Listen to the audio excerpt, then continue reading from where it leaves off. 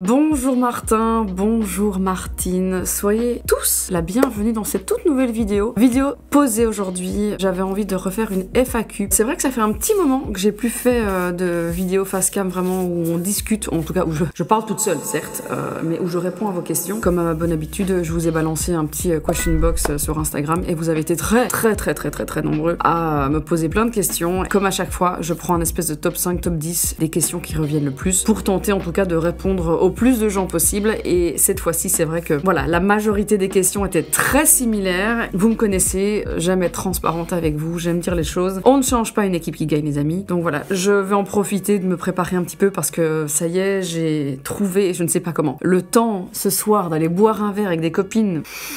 How on earth? Danou va gérer les deux petits garçons ce soir. Je ne sais pas comment il va faire, mais c'est pas mon putain de problème, merde, ok? Mom is gone. Du coup, je vais avant toute chose faire mon petit volume. Regardez déjà le volume que j'ai maintenant, juste sans rien faire dedans. C'est incroyable. Je suis très contente de ma coupe.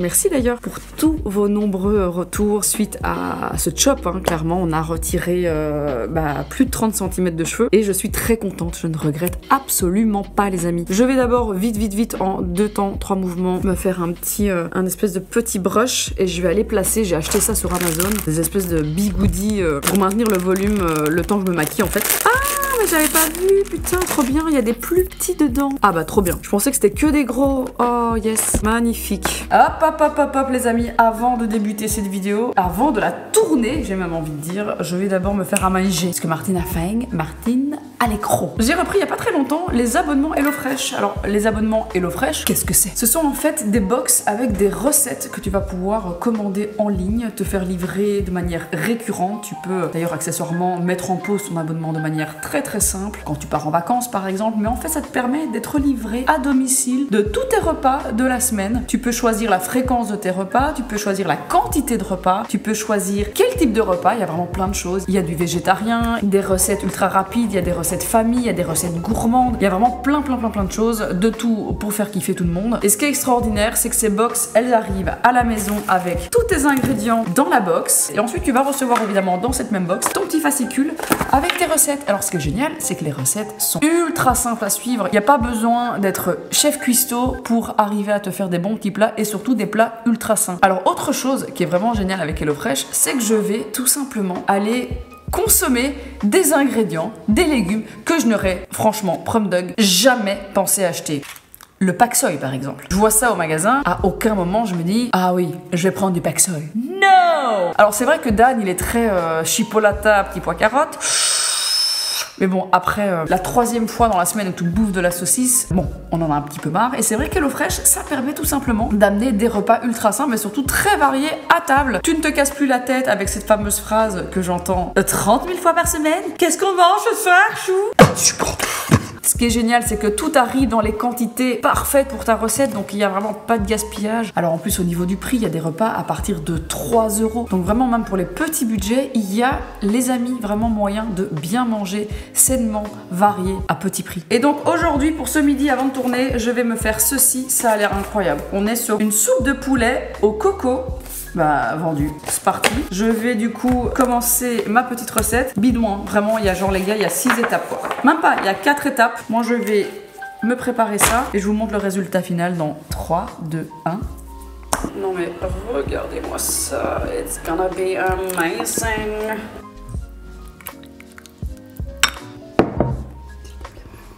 Un bon petit plat d'été.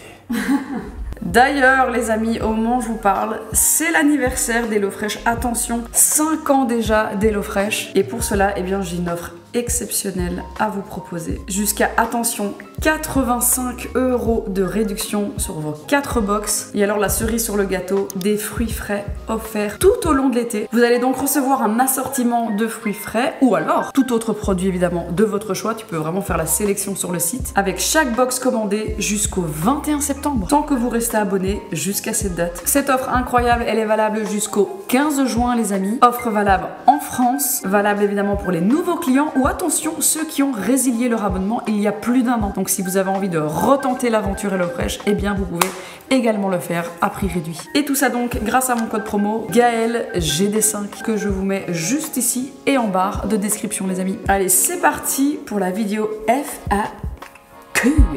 Du coup, les cocos, beaucoup de questions. Alors, on va pas tergiverser. Je vais aller droit au but. Une des questions qui est revenue le plus souvent, je crois que vous avez été plus de 1000 à me poser la question. Ah, mais attendez, je vais vite juste me faire...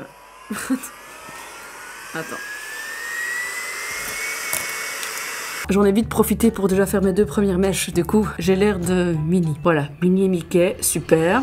Bon, les amis, et alors plus concrètement, pourquoi est-ce que le site est fermé? C'est que dans tout ça, dans cette reprise, c'est vraiment une remise à zéro aujourd'hui de la marque. Et le site, ben, il n'est pas juste en relifting, il est vraiment en reconstruction. J'ai vraiment envie de revenir avec toujours l'ADN Martine évidemment, avec des choses aussi que vous allez peut-être pas forcément vous tout de suite voir au niveau du site quand vous allez le redécouvrir, mais des éléments plus stratégiques, un fonctionnement différent, et puis évidemment de la nouveauté, mais ça je vous en parlerai plus tard dans cette vidéo. Du coup, vous êtes très nombreux à me demander, est-ce qu'on parle en mois, en années, en semaine pour la réouverture du site? Eh bien, je vous rassure évidemment, on ne parle plus en mois, on va parler en semaine. Vous serez évidemment avertis de la réouverture du site, que ce soit à travers mes réseaux, que ce soit à travers les réseaux de Martine, notre Insta. Merci d'ailleurs, vraiment merci de votre patience. Je suis évidemment, je pense, encore plus impatiente que vous de réouvrir, hein, je pense que vous en doutez. But it's going to be amazing. Alors évidemment, je vais pas juste réouvrir le site qui sera certes neuf, mais Martine aime vous faire des petites surprises, donc on va forcément arriver avec des nouveautés, des surprises, des choses auxquelles vous vous attendez peut-être pas. Est-ce qu'il y aura des nouvelles palettes pour cette année? Something is happening? Yes, something is happening. Vous en doutez que j'ai envie de vous spoiler comme jamais, mais ce serait bien dommage parce que je vais vous garder la surprise, mais évidemment, voilà, que je reviens pas les mains vides en tout cas. Une autre question, est-ce que on peut en savoir un petit peu plus sur le pop-up? Alors, vous l'avez vu, hein, pour certains, ceux qui me suivent sur Instagram, je pense que vous avez vu la nouvelle passer. Ça sent évidemment bon le pop-up, les amis. Alors, on avait déjà fait un premier event à Paris, à la Samaritaine, mais oui, je vous l'annonce ici, Martine Cosmetics, Martine Skin,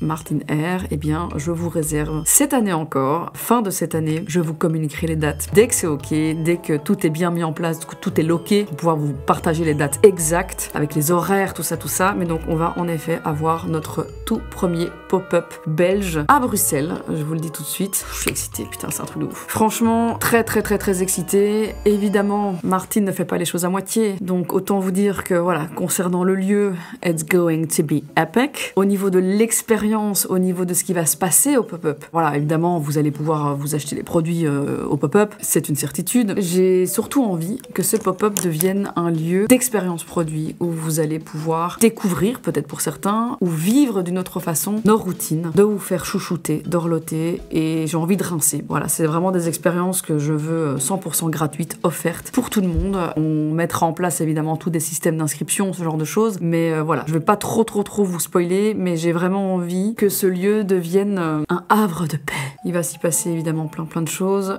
Voilà, j'ai vraiment envie que ce lieu donne vie au produit. Je sais pas comment l'expliquer autrement. J'ai vraiment envie, voilà, que ce soit mon univers, l'univers Martine, Martine Cosmetics, Martine Skin, avec la possibilité vraiment de découvrir en détail nos produits, d'y vivre des chouettes expériences avec vos copains, vos copines. Donc voilà, ça c'est évidemment pour fin de cette année. Dès que je peux vous balancer les dates, vous vous en doutez. I will do that. Alors j'ai eu énormément, forcément, vous vous en doutez, de questions par rapport au drama sur les réseaux sociaux, les sauces, les bad buzz. Et une des questions qui m'a quand même fait rire, c'est pourquoi les gens font un drama dès que tu respires. Bon. Je crois, les amis, vraiment fondamentalement que j'ai raté ma vocation de ventilo. Parce que visiblement, chaque souffle que je prends met les gens en mouvement. Bon, blague à part. Évidemment, le fait de pas rentrer dans un moule, le fait aussi d'être parfois un peu brut de décoffrage. Après, bon, ça c'est pas forcément que par rapport à moi, mais je pense déjà vraiment fondamentalement que sur les réseaux sociaux en ce moment, les amis, je pense que certaines personnes n'attendent même plus qu'on dise, qu'on fasse, peu importe quelque chose, oui ou non de problématique. Le simple fait d'exister parfois pour certaines personnes ou oser donner une opinion, c'est déjà sujet à débat, c'est déjà sujet à bad buzz, à vas-y que je te fais un TikTok. Enfin, je pense vraiment sincèrement que ne pas se fondre dans la masse et ne pas calculer, parce que ça c'est, s'il y a bien quelque chose qu'on peut pas m'enlever, c'est que je fais pas semblant quoi. Et je vous jure que des créateurs de contenu qui sont bien comme il faut, qui font bien semblant à ce qu'ils disent, entre ce qui se dit en ligne et ce qui se dit off caméra, dinguerie. Voilà, moi je ne joue pas ce jeu-là, voilà, ben, que la caméra elle tourne ou qu'elle tourne pas, alors c'est peut-être aussi un défaut. Je pourrais être très alerte au montage, enlever enlever tout ce qui me semblerait problématique. Mais voilà, ce n'est pas ma façon de fonctionner. Quand ma caméra elle tourne, eh ben elle tourne, elle capte ce que je dis, et c'est vrai que parfois, forcément, étant un peu brute de décoffrage, je pèse pas toujours mes mots, je vais pas vous mentir, je pense que ça vous le savez. Eh bien ça suffit parfois à irriter, et il faut aussi l'accepter, c'est un peu le jeu. Je pense que c'est un peu ça la raison, je suis pas dans le calcul, peut-être un peu trop vrai, et c'est peut-être quelque chose qu'il faut que je travaille, mais est-ce que j'ai vraiment envie de travailler ça?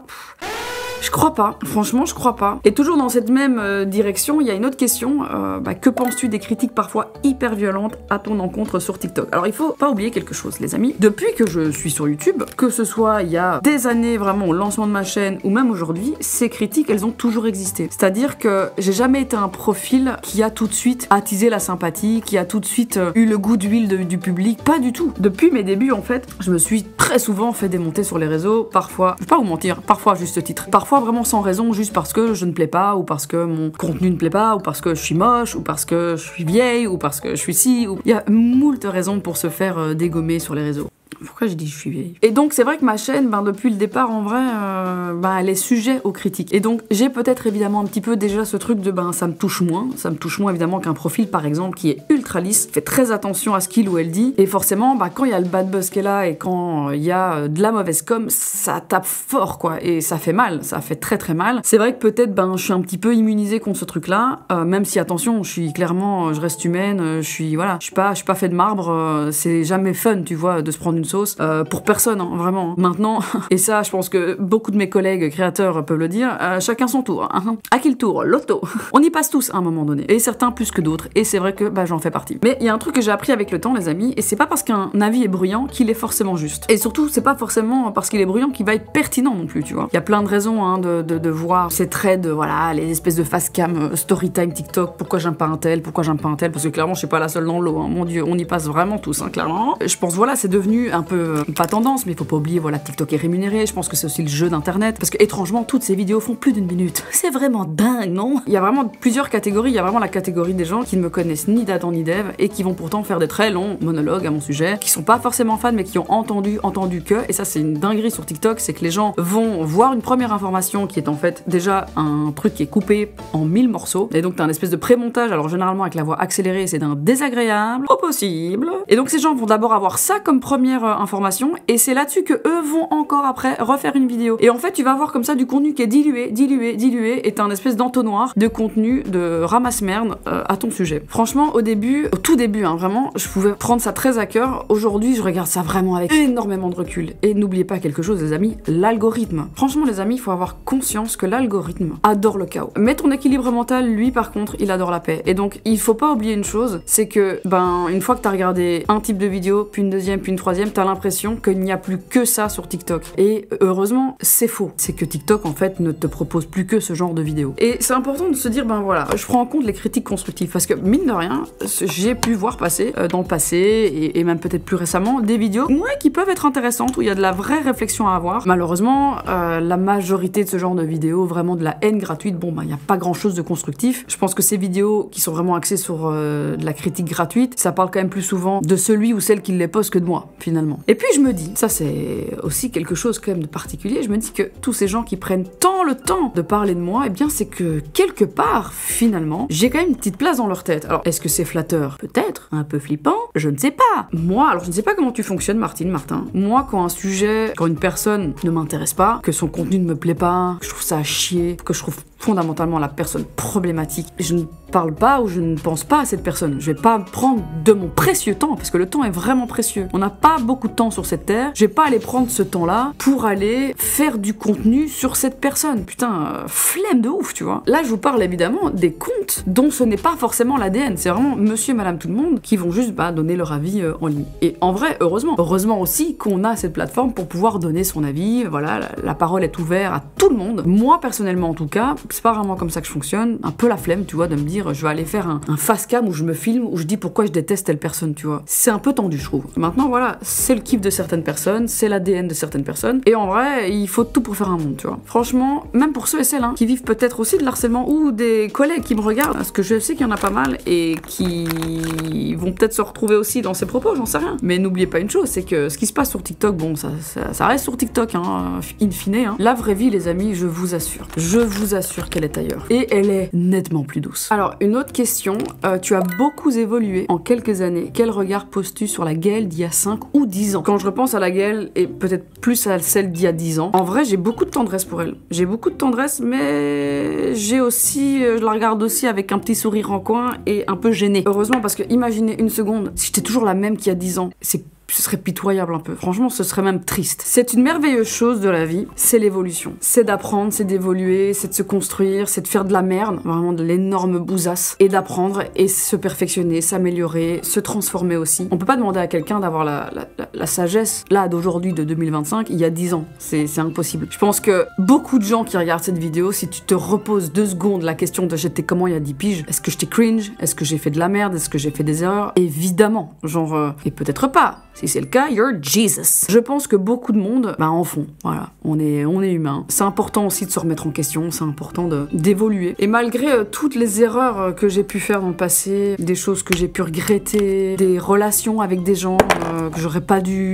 Et là, je vous parle vraiment au-delà, au-delà d'internet, franchement, parce que ma vie, c'est pas que YouTube, tu vois. Je vous parle même pas que des bad buzz de YouTube. Je vous parle pas des erreurs de parcours de YouTube. Je vous parle même des erreurs de parcours de la vie. Franchement, quand je regarde tout ça, je me dis, ok, il y a un fameux chemin qui a été parcouru. Par contre, je renie rien. Tout ça, les gars, ça a vraiment fait partie du chemin. On évolue, on construit, on déconstruit, on recommence, on se plante, voilà, et c'est comme ça qu'on évolue, tout simplement. Franchement, cette Gaëlle d'il y a 10 ans, je la regarde avec beaucoup d'indulgence. Et franchement, c'est important. C'est important de se pardonner aussi son ancien soi. Je sais pas si c'est très français ce que je dis. Je la regarde vraiment avec un peu d'amour quand même, tu vois, un peu d'amour, mais beaucoup d'indulgence. Un peu comme on regarde une version de soi, qui faisait ce qu'il pouvait avec ce qu'il avait, tu vois. C'est vraiment faire de son mieux avec les outils qu'on avait à l'époque. Je pense que je te répondrai ça. Alors, une autre question. Quelle est selon toi la clé de ton succès? Continue, c'est top ce que tu fais. Écoute, un grand merci. Déjà, ça me touche, franchement, ça me touche. Merci. Encore une fois, je pense pas être encore au niveau que je rêverais d'atteindre. Je pense pas non plus avoir déjà coché toutes les cases du succès. Absolument pas. Mais je dirais plutôt que certaines choses ont été successful, en tout cas dans ma vie d'entrepreneuse,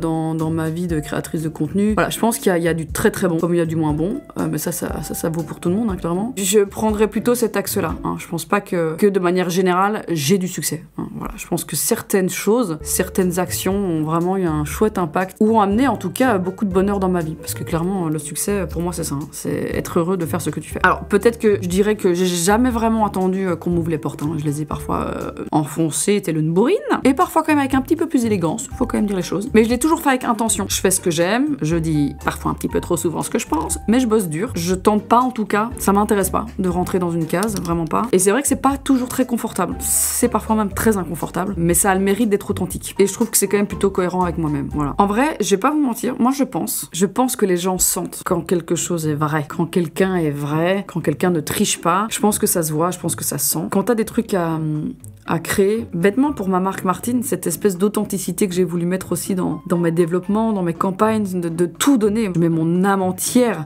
je mets mon corps entier dans mes projets. Les gens sentent ça. Pas juste là pour vous fourguer un énième produit, quoi. Je vous le vends, certes, parce que ça reste de la vente de produits. Faut pas non plus déconner, tu vois, disons les termes, mais je veux le faire bien. J'ai envie que ça vous plaise, j'ai envie que vous passiez un bon moment quand vous regardez une campagne, quand... Tous ces trucs-là, ça gravite évidemment dans mon taf, et ça aussi, c'est authentique. Et je pense que ça crée un vrai lien avec les gens. Franchement, j'y crois à fond. Donc si j'ai un conseil à te donner pour être successful, ou en tout cas pour tenter d'avoir des projets successful, mène-les d'une main de maître, certes. Faut avoir de la foi en soi, vraiment. Beaucoup de travail, malheureusement. Un soupçon d'autodérision, très important. Et l'art peut-être aussi de continuer à avancer, même quand t'as envie de tout brûler. Alors c'est pas une recette miracle, les amis, mais pour le moment ça fonctionne. Alors une autre question, et pas des moindres, on part maintenant dans un axe un petit peu plus perso, les amis. Comment se passe la vie avec 2 enfants en bas âge? Alors hier, ça faisait, aujourd'hui j'ai bien dormi. Pas vous mentir, cette nuit c'était une bonne nuit. Mais jusqu'à hier, ça faisait 7 jours de nuit blanche. Voilà, 7 jours de nuit coupée toutes les 40 minutes. Donc en vrai tu dors pas. Je pense que, je vais pas vous mentir, c'est dur. Malheureusement, je n'ai pas de nounou. Et c'est vrai que il y a plusieurs axes qui sont tendus. Alors l'axe de la nuit paisible est très tendu, on va pas se mentir, c'est devenu un peu compliqué. Le manque de sommeil aussi, ça rend un peu fou. Il m'arrive d'avoir des hallucinations auditives. Genre j'entends le petit pleurer, le petit dernier, Joe. J'ai l'impression qu'il pleure alors que pas du tout, il dort ou il fait une sieste. Mais j'ai vraiment, je peine à garder le cap, quoi, tu vois. Franchement, le manque de fatigue, je crois que c'est le plus dur. Parce que j'ai énormément de chance au niveau du postpartum, parce qu'on m'a aussi beaucoup posé la question, comment se passe ton postpartum? Physiquement, en tout cas. Après, hormonalement, Mentalement, il y a évidemment toujours des chamboulements, mais physiquement, la récupération, je me sens bien, quoi, tu vois, je suis bien dans mon corps, bon, j'ai encore des petits kilos à perdre, mais outre ce fait-là, ou en tout cas que j'ai à perdre, que j'aimerais perdre, hein, parce que clairement, on n'a pas besoin de perdre hein, après un accouchement, ou en tout cas à notre rythme, franchement, chacune fait à son rythme, s'il vous plaît, mais en tout cas, je me sens bien, quoi, tu vois, je suis pas dans le gouffre, et heureusement, parce que c'est rare, il y a quand même beaucoup de mamans qui ont postpartum, elles en prennent un coup, et c'est très dur à vivre, franchement, vous avez tout mon respect, et je vous envoie énormément d'amour, parce que c'est des périodes très compliquées. Mais aussi bien pour Jay que pour Joe, en vrai, j'ai 2 postpartum plutôt relax, Dieu merci, parce que les nuits sont très compliquées. J'ose même pas m'imaginer avec mon taux de fatigue, et en plus de ça, un postpartum compliqué, franchement chaud, hein, vraiment très chaud. Maintenant, il y a quand même une grosse différence, c'est qu'il y a plus de place à l'imprévu. C'est-à-dire qu'un enfant, il y a encore moyen, voilà, de last minute organiser certaines choses, de dire ok, on va faire ça, ok, let's go, j'appelle mamie, voilà, on va voir s'il y a moyen de. Là, 2 enfants, c'est plus compliqué, parce que être seul et gérer 2 gosses, c'est pas facile. Travailler avec 2 enfants à la maison, là pour le coup, c'est complètement impossible, parce que quand il y en a pas un qui demande l'attention, c'est l'autre. Donc c'est vrai que mon emploi du temps, je le structure complètement différemment. Je dois vraiment être au bureau pour pouvoir me concentrer, travailler, avancer sur mes projets. Homework, clairement, je peux danser sur ma tête. Hein. Donc c'est vrai que l'emploi du temps est plus tendu à gérer. Je pense que c'est vraiment un truc voilà, qui est un peu chiant. Si t'enlèves tout ça, si t'enlèves... parce que de nouveau, on parle de travail en fait. Hein. Si t'enlèves ce truc-là, le bonheur que ça procure, juste de voir les 2 ensemble, de voir mon plus grand faire des câlins à son petit frère. En fait, tout ça, ça efface beaucoup de choses négatives dans le process, tu vois. C'est tendu, les journées sont longues parce qu'on est fatigué et que voilà, mais je me raccroche aussi à comment j'étais au début de Jake. Les premiers mois de vie de Jake, j'étais aussi lessivée, claquée. Et donc je me raccroche aussi à ça où je me dis, je sais que c'était dur aussi au début et puis les enfants grandissent et il y a un équilibre qui s'installe et c'est vrai que comme on est très frustré, comme on est très fatigué, on a très vite envie que j'en ai marre, j'ai envie que ce soit comme avant, tu vois. Mais c'est pas possible, c'est un process qui doit s'installer, se construire tranquillement, c'est comme ça, c'est un rythme à trouver et je sais qu'on le trouvera. Faut accepter que voilà, ça va être très dur au début quoi. Et ouais, franchement, c'est chaud. Mais moi, c'est vraiment le manque de sommeil qui me peine le plus. Et Dan aussi. Après, je gère aussi très bien les 2 enfants et j'arrive encore à travailler parce que c'est aussi, on me pose souvent la question de comment tu gères la vie de famille, le taf, le business, les employés, les gosses, ton mari, ta vie de couple aussi. C'est aussi parce que j'ai un mari qui est incroyable, j'ai un mari qui est extrêmement présent, qui est exceptionnel. Quand je ne peux pas être à la maison, gérer les enfants parce que je dois absolument faire tel ou tel truc pour le taf, je peux toujours compter sur lui et sur sa présence. Et c'est une chance de fou, tu vois. C'est du teamwork, hein, les gars. Franchement, travail d'équipe. Alors, une autre question. Un calendrier de l'Avent chez Martin Cosmetics? Alors, les amis. Il y aura un calendrier de l'Avent, mais pas cette année. Je suis navrée, mais pour Noël, cette année, je vous réserve une autre surprise. D'autres choses arrivent pour cette fin d'année. Par contre, le calendrier de l'Avent, eh bien, je peux déjà vous le confirmer, ce sera pour 2026. Voilà, just so you know. Et sinon, de manière générale, on m'a énormément demandé les nouveautés Martin, les nouveautés Martin Skin. Est-ce qu'il y aura des nouveautés shampoings? En effet, je vous prépare des toutes nouvelles formules. C'est-à-dire qu'au retour de la marque, on va arriver très rapidement avec des nouveaux produits capillaires, avec 2 problématiques complètement différentes, 2 directions très différentes, mais 2 produits que j'avais vraiment à cœur de développer. Il y aura aussi de la très grosse nouveauté sur Martin Skin, courant mars 2026 aussi. Vraiment une très grosse pépite qui va arriver. Et sur Martin Cosmetics, je viens également aussi avec plein de nouveautés. Il y aura que de la nouveauté en fait, 2026. Des nouveautés teints aussi qui vont arriver, sur lesquelles je travaille depuis très longtemps maintenant. Il y a vraiment plein de choses. Je suis très excitée. Les gars, je vais pas vous mentir, j'ai trop hâte que ça sorte. J'ai trop hâte de vous rencontrer aussi au pop-up. J'ai très hâte de vivre ces instants avec vous. Et encore une fois, je tiens vraiment du fond du cœur à vous remercier pour votre patience, parce que je sais que c'est pas évident. Et alors, on va terminer avec 2 questions. Est-ce que tu arrives à prendre du temps pour toi? Non, c'est très rare là. Là, franchement, ce qui se passe ce soir, c'est fou. Je vais boire un verre avec des copines, j'ai envie de pleurer. Voilà, tout bonnement. Non, j'ai pour le moment, et c'est normal, je pense que c'est un pli à prendre et à trouver, surtout, c'est tout à fait normal de ne pas avoir le temps pour le moment. Et je suis tout à fait ok avec ça. J'ai hâte, en tout cas, de retrouver un peu une vie sociale, sympatoche, mais faut de la patience. Mais pour le moment, c'est un peu compliqué, je vais pas vous mentir. Et alors, on va terminer avec la dernière question, qui est: est-ce que vous voulez un 3e bébé? Eh bien, en toute transparence, pour le moment, franchement, un 3e bébé, je suis pas plus emballée que ça. Il y a surtout un autre problème, c'est que je suis plus toute jeune, les amis. Moi, j'ai 36 ans, 37 ans cette année. Le temps, si vraiment bébé 3, il y aurait, c'est de retomber enceinte, le temps que ça peut parfois prendre, vivre cette grossesse, et au plus on vieillit, les grossesses sont pas... Enfin, ma grossesse de Joe n'est pas la même que Jake, hein. Clairement, les petits mots de grossesse, etc. sont pas les mêmes non plus. Enfin, et je ne sais pas si j'ai envie de vivre une troisième grossesse, peut-être avec plus de soucis, parce que j'ai eu vraiment de très belles grossesses. Donc je sais pas si j'ai vraiment envie de prendre ce risque-là, mais je pense aussi au timing, de me dire, est-ce que j'ai envie d'être maman peut-être à 38, 39 ans? Et en vrai, je pense pas. Bébé 3, si je ne sais pour quelle raison ça va très vite et que, waouh, imprévu. Putain, mais ce mascara est quand même vraiment pas mal, hein. Désolée, je me coupe, je m'auto-coupe dans mon blabla. Ouh, I really like it. Petit mascara House Lab, franchement, pas mal. Pas mal du tout. Donc oui, troisième bébé, pas sûr. Du coup, pas sûr. Franchement, j'ai envie d'être une jeune maman. Et donc c'est vrai que je me dis, waouh, encore 1 an et demi, 2 ans dans les dents, ça me vend pas forcément du rêve. Donc voilà. En tout cas, aujourd'hui, ce n'est pas au programme. Je vais terminer en vitesse ma petite bouche de twang. Je prends mon petit contour de chez Martin Cosmetics en Yolène. Un brun au sous-ton rose que j'adore. Petit overline des familles. Voilà. Et voilà Martin, et voilà Martine. It's done, je suis prête à aller boire mon meilleur prosecco. En tout cas voilà, j'espère que cette vidéo t'aura plu, mon cher Martin, ma chère Martine. Je vous dis à très bientôt pour des nouvelles aventures sur la chaîne de Martine, ta super copine. Et n'oubliez pas mon code promo HelloFresh, mon code Gaëlle GD5 sur le site HelloFresh. Gros bisous.